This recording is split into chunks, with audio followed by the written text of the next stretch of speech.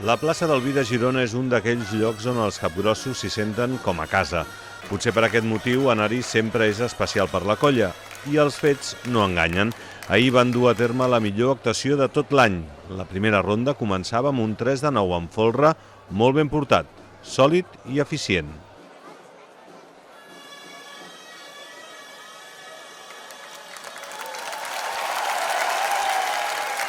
A la segona, un pas més. Els blaus apostaven per descarregar també amb garanties el 4-9 en folre.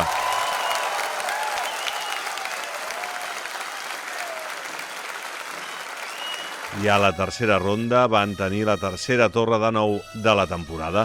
Un 2-9 en folre i manilles que coronava l'actuació, millorava el concurs i permetia veure el primer 4-9 des de les Santes.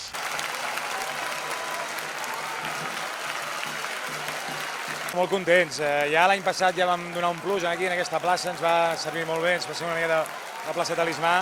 I bueno, aquest any també veníem amb aquesta intenció, sí que és veritat que arribava una mica més de dubtes, potser que l'any passat, perquè després del concurs ens havia costat arrossegar gent i avui penso que la dinàmica des que hem començat l'actuació ha sigut molt bona.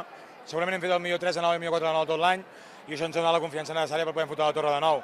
I penso que s'ha demostrat. És una torre de 9 que s'ha mostrat molt més sòlida que la del concurs, molt més confiada, més tranquil·la, i això és senyal que comencem a sentir-nos còmodes amb la torre de 9 i sembla fàcil de dir, però no ho és, i a partir d'aquí doncs molt contents, i a veure si això ens dona embranzida per tot el que ve.